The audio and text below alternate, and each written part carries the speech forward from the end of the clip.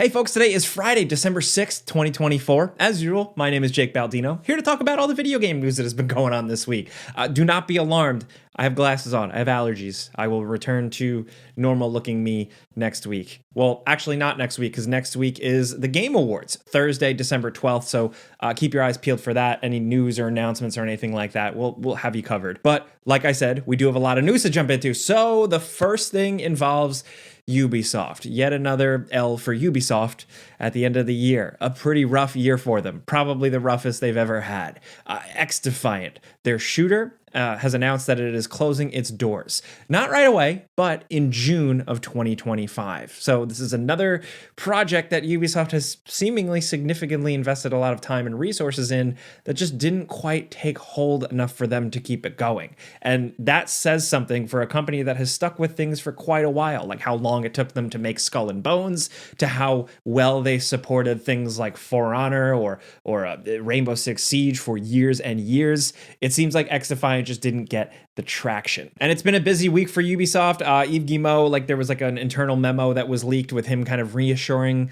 the company that like, hey, layoffs and a bad year, you know, everything's going to be okay. We're really figuring things out. But now the newest news to hit the street is the possibility of Ubisoft selling. You know, taking a buyout offer. This comes from big news outlet Reuters, who reports that Ubisoft shareholders are in talks over possible buyout terms. Apparently, right now, with the talks and stuff, internally, they're trying to figure out a deal, or really deal end terms, so that the Guillemot family, the folks behind Ubisoft, retain some sort of control. But we'll see how that goes. But if that is true, I mean, a lot of companies just put out feelers and offers and stuff all the time. There's a lot of talk. But if they're at the point where they're considering and working out structuring these deals, that could mean that this is more likely. I say that as just like an armchair, not knowing business guy. But yeah, along with that, this report does say, and I quote, the Guillemot family, which is the largest and founding shareholder, has been in talks with Tencent and other investors in recent weeks about funding a management-led buyout of France's largest video game maker. And again, like we said, part of the deal is they want to retain some control of the company. So as of right now, we don't really know whether or not this is true or if this is going to go down. But Tencent does seem to be the likely culprit to buy them up, specifically because they already own a significant portion of Ubisoft. So now at this point, they'd be willing to go all in, possibly.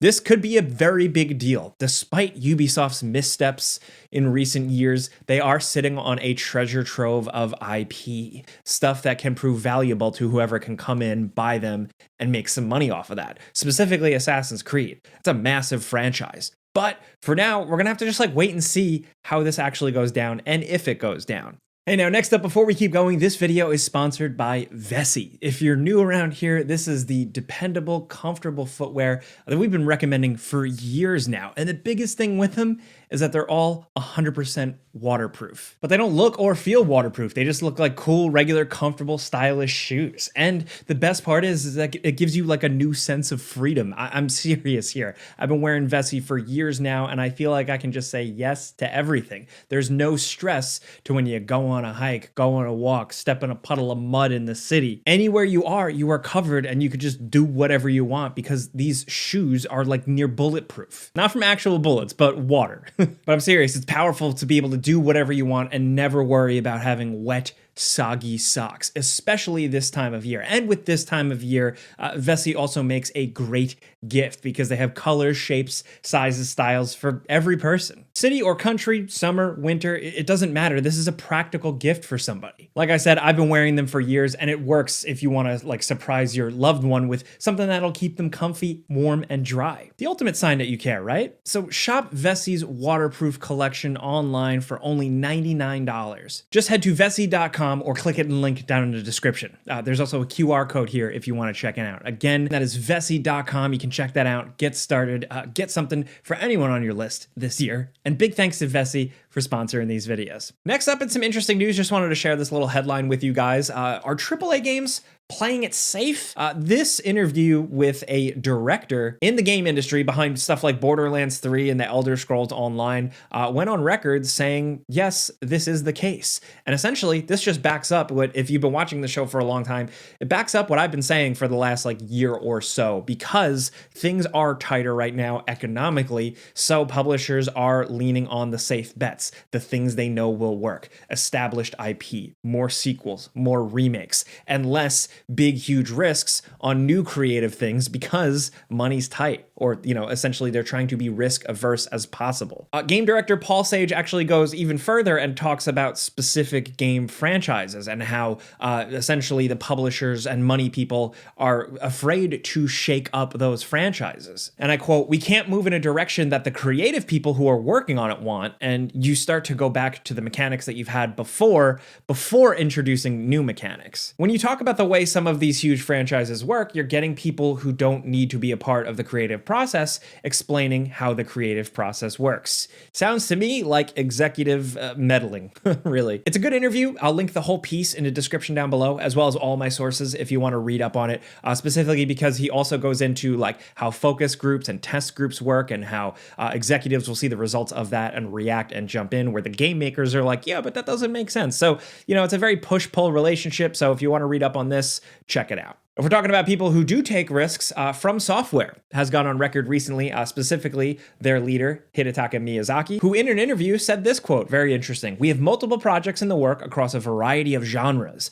There are titles directed by me, as well as titles directed by those other than myself. In that regard, I think we'll be able to show you a new FromSoftware in a variety of ways, so please look forward to it." He also did confirm at this point that there are no plans for more DLC or a sequel to Elden Ring. They got other things in the oven, essentially. And that's interesting. FromSoftware definitely does always just kind of go with the flow and do what they want. So I kind of expected an Elden Ring sequel just because it was such a huge hit, but it seems like they have other interests. It's probably going to be a while before we hear anything, but I just figured I'd put that in front of you guys. In other smaller news, Kingdom Come Deliverance 2, a game a lot of people are really looking forward to. I got to check out a little bit at Gamescom, and it does seem really promising. It had a February release date that has now been moved up. The game is now releasing a little earlier, Tuesday, February 4th, 2025. Along with that, they put out the PC specs and stuff if you want to read up on that. Also, speaking of PC, Spider-Man 2 is going to be dropping for PC in January 30th,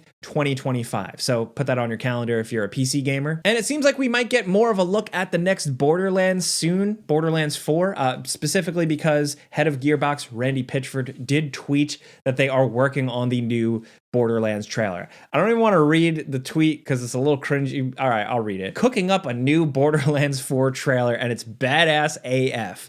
Latest render is knocking me out. I'm not supposed to talk about it yet, but IDGAF. I'm freaking out, yo." It's a little wholesome. He kind of tweets like how I used to tweet in 2012, but there you have it. More Borderlands news possibly soon. Maybe at the Game Awards? Who knows? There has been some rumblings out there on social media from some insiders and stuff that this might actually be a Game Awards that has some good announcements, some big stuff. I don't know anything. I haven't heard anything. I know there is a backlog of announcements waiting to be announced. I don't know if it's going to be the Game Awards, so I'm setting my expectations low, but either way, I'm going to be there, so we'll see what happens. Next up, a lot of releases this week. It's like the end of the year, and stuff just keeps coming. There's a lot of stuff to play. It's a little overwhelming. So first things first, Indiana Jones and the Great Circle is releasing. I did the Before You Buy review for this, and I was skeptical of Troy Baker as Indiana Jones. I was also not convinced on the first-person gameplay, but they nailed it. I really enjoy this game. It's actually probably going to end up being one of my favorites of the year. Machine Games were the perfect people to work on this franchise. And yeah, I really enjoy it. So I'll save that for the video. If you want to check it out, it's linked in the description down below. But also releasing this week, Delta Force. It's technically a PC beta that everyone can jump in on. It's got 2 modes, and it seems like people are enjoying it so far. If you're looking for a free-to-play Call of Duty Battlefield competitor type thing, this might be for you. But also, speaking of competitors, the thing to replace Overwatch, Marvel Rivals, is now out. I played a little of this back in the beta. I'm looking forward to jumping in more because It's cool. It's simple, but it seems like it's really awesome. Also in early access, Path of Exile 2. We did a before you buy on this. I didn't do this one. Eric and Falcon behind the scenes did cook this one up, and apparently it's pretty awesome. Just watching the gameplay, I just checked out the video before this. It does look awesome. So yes, more video games. Along with that, Skydance's big VR title, Behemoth, has released. If you are a VR person, essentially this one is dubbed kind of like Shadow of the Colossus mixed with Skyrim, but some of the people behind it are very talented, so I'm very curious to see how this goes down. Also, I was so excited for this, and they just dropped it out of nowhere. The Thing Remastered. The Thing is a game based on the incredible movie. It was a really awesome game from like the PS2, Xbox era. Really, really underrated. I was happy that this was a thing, and now it's out.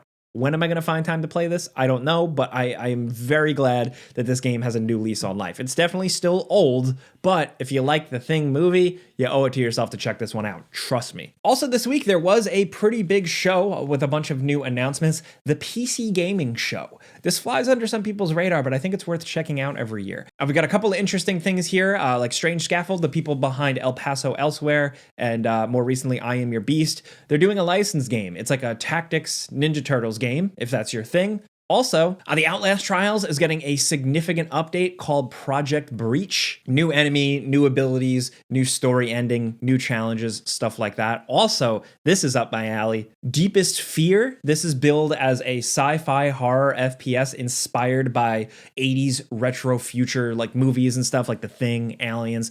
Hopefully, there's a lot of potential here. They released a demo on consoles for The Alters, a game I am also very much looking forward to next year. And Moonlighter 2 has been announced. So there you have it. A lot of interesting stuff in the pipeline. And this is just in like the smaller AA indie world. Along with that, PlayStation is celebrating its 30th anniversary this year. Like this December is when the original PS1 launched this week. And that is very cool. Very weird that I have been around for PlayStation's entire lifespan. I'm working on a whole separate video about that on my channel, but with this, PlayStation had a little fun. There's a PS5 update that brings up the original like PS1 boot up screen when you fire it up. It's great. It's nostalgic. They know what they're doing. Along with that, you can also essentially customize your PS5 with themed little backgrounds and the old sound effects for the older consoles, like PlayStation 2 sound effects, PlayStation 3 sound effects. Like that's really nice. Apparently it's temporary, but I'm really hoping they decide to keep it around permanently, but we'll see. But also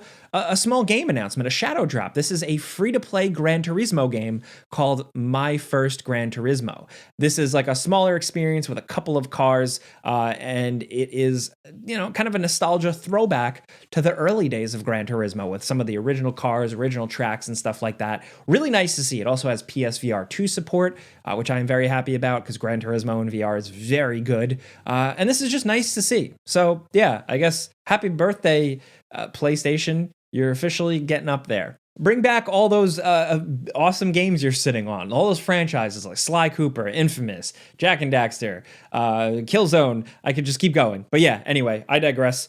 That's the Friday show this week. I think we covered just about everything, all the major stuff this week. So let me know what you're thinking about all of the stuff in the comments. With Ubisoft possibly being bought, do you think Tencent is the right partner? Do you think AAA games are playing it safe? Not really making big bets on new IP and experimental gameplay. Also, with all the new announcements, but also all the game releases this week, are you jumping into any of them? Marvel Rivals, because it's free. Maybe you're jumping into Indiana Jones or Path of Exile if you're a sweaty nerd. Let's talk about any of this stuff down in the comments. I definitely want to hear from you, and we'll have a pinned comment, of course. Reply to that pinned comment thread with what game you're currently playing, new or old. It just helps for our research. Thank you. But yeah, let me know what you think. You can find me on social media. I'm on all of them: Instagram, Twitter, Blue Sky, Threads, whatever. Yeah, check me out. But thank you guys for being here, getting caught up on the news. We are here every week for years now, maybe almost a decade. I don't know. I lost track, but thank you for getting caught up.